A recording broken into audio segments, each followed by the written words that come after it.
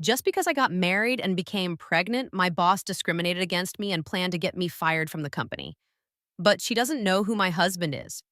I also have to silently thank that boss for teaching me a lesson and being a springboard that helped me confidently achieve something great.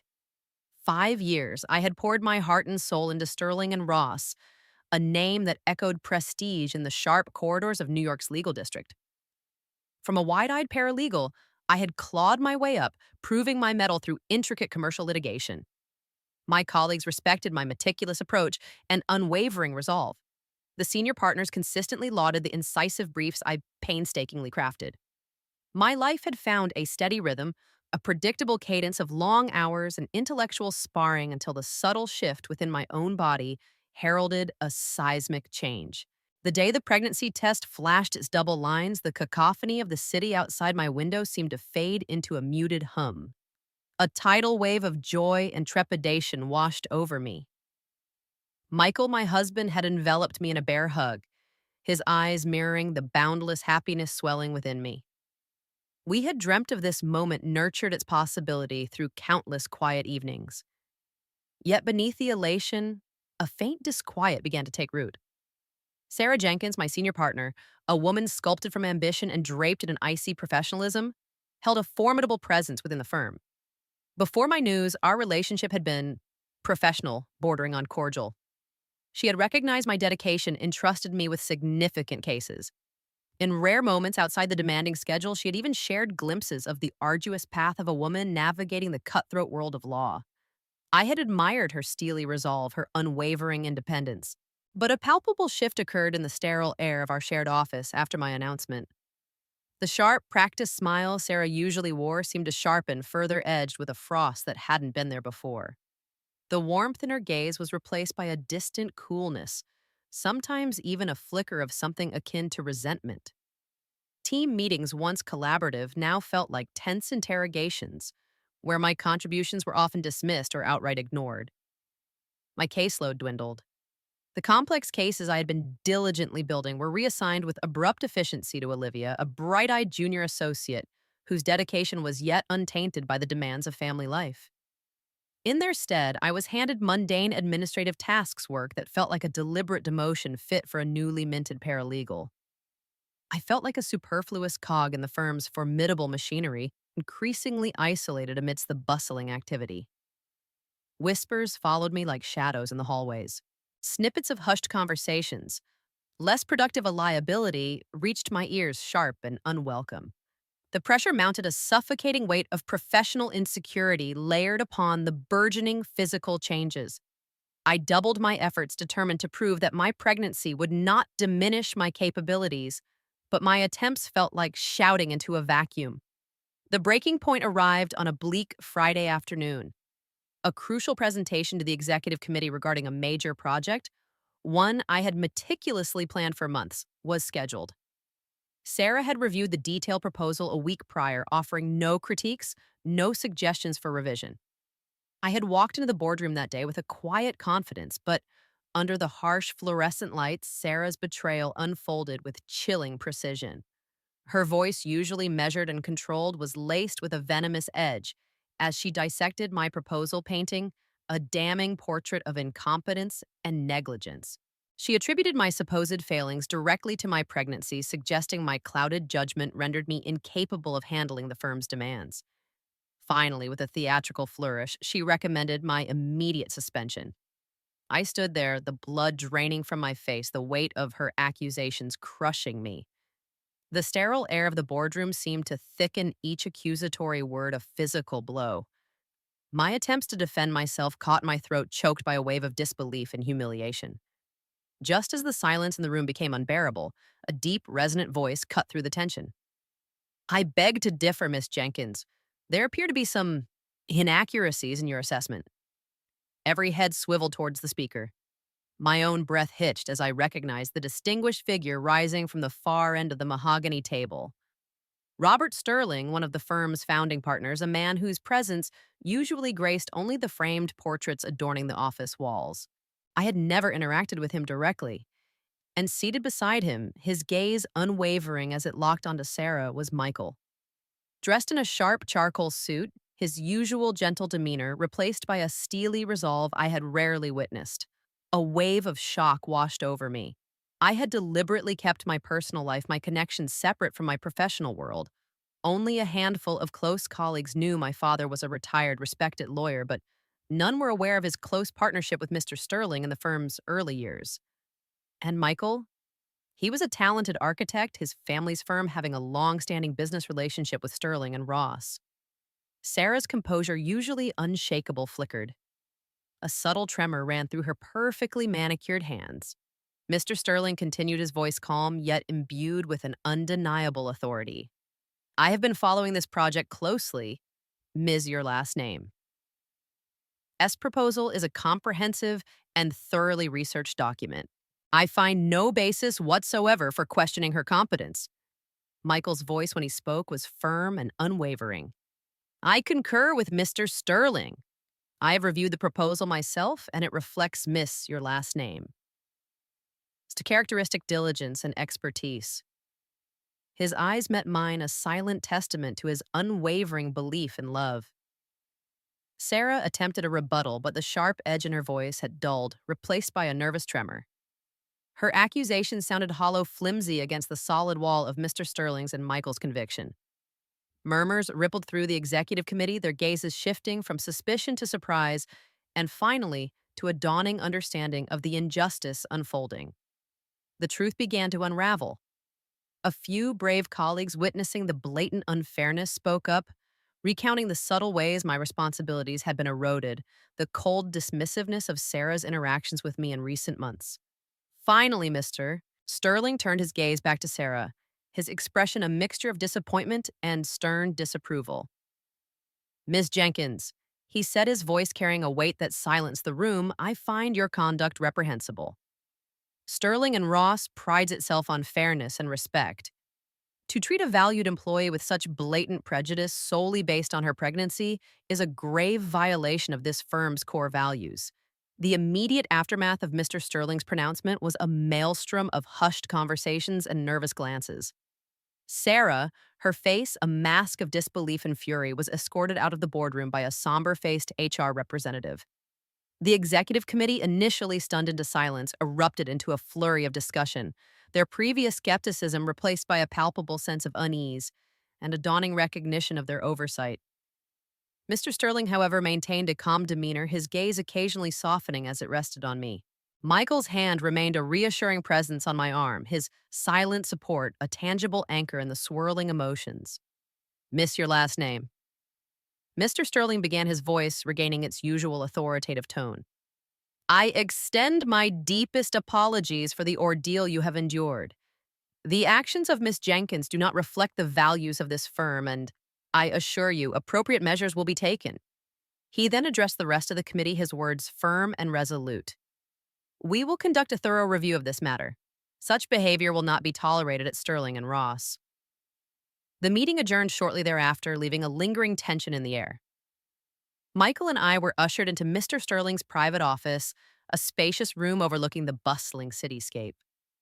The portraits on the wall, the very images I had only ever observed from a distance, now seemed to watch us with a silent understanding. My dear Mr. Sterling said, his gaze softening as he looked at me, your father would have been proud of your resilience.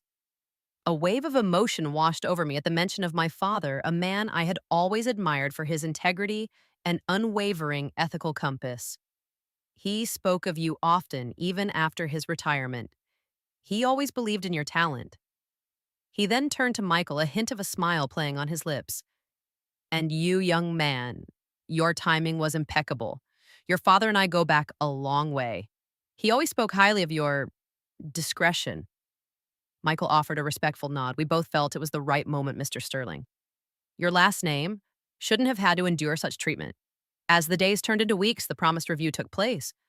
The findings were unequivocal, corroborating the accounts of my colleagues and revealing a pattern of discriminatory behavior on Sarah's part. The consequences were swift and decisive. Sarah Jenkins was not only terminated, but also faced professional sanctions that would undoubtedly impact her future career. For me, the immediate aftermath was a mixture of relief and exhaustion. The emotional toll of the past few months had been significant. Yet, amidst the weariness, a sense of quiet triumph began to bloom. I returned to my work not with the tentative steps of someone returning from disgrace, but with a renewed sense of purpose. My colleagues witnessing the unfolding events and the firm's decisive action treated me with a newfound respect, their previous apprehension replaced by genuine admiration. Olivia, in particular, became a close ally, her initial awkwardness replaced by sincere apologies and a burgeoning friendship. Life outside the office also began to heal. Michael's support remained unwavering, his love a constant source of strength. We spoke openly about the ordeal, the shared vulnerability forging an even deeper bond between us. The anticipation of our child's arrival became a beacon of hope, a reminder of the future we were building together. As my pregnancy progressed, a subtle shift occurred within me. The injustice I had faced, the feeling of being undervalued and dismissed, began to crystallize into a quiet resolve. While I was grateful for the firm's eventual support, the experience had left an indelible mark. The realization that my professional fate could be so easily manipulated, so callously disregarded, ignited a spark of independence I hadn't known I possessed. During my maternity leave, amidst the joyful chaos of early parenthood, that spark began to flicker into a flame. Lily, our daughter, was a constant source of wonder, her tiny hand gripping my finger with surprising strength, her soft cries demanding my unwavering attention. Yet in the quiet moments, as she slept peacefully in my arms, my mind would drift back to the sterile environment of Sterling and Ross, to the sting of Sarah's words, to the feeling of my career slipping through my fingers. I started to jot down notes during Lily's naps, fragmented thoughts and observations about the legal industry, about the inefficiencies I had witnessed at Sterling and Ross, about the clients whose needs were often overlooked in the pursuit of billable hours. Ideas began to take shape, nascent concepts for a different kind of legal practice, one that prioritized client relationships and innovative solutions over rigid hierarchies and outdated traditions. The fear of venturing out on my own was significant, a daunting counterpoint to the burgeoning excitement of a new possibility. The security of a prestigious firm, the steady paycheck, these were not easily dismissed. Yet the thought of returning to an environment where my value had been so easily questioned felt increasingly untenable. Michael, ever my confidant and supporter, listened patiently to my burgeoning ideas. He recognized the passion in my voice, the unwavering determination in my eyes. While cautious, he offered his full support, his architectural background providing a surprising perspective on building something from the ground up. It won't be easy, he cautioned one evening as we sat on our small balcony, Lily asleep in her crib inside. But if anyone can do this, it's you. You have the talent, the drive, and now, the fire. His words were the catalyst I needed. The fear didn't disappear, but it no longer held me captive. The image of Lily, her future, became intertwined with my professional aspirations. I wanted to build something not just for myself, but for her, a testament to resilience and the power of believing in one's own worth. The initial steps were tentative, fraught with uncertainty. My dining table became my makeshift office, scattered with legal pads filled with business plans and market analyses.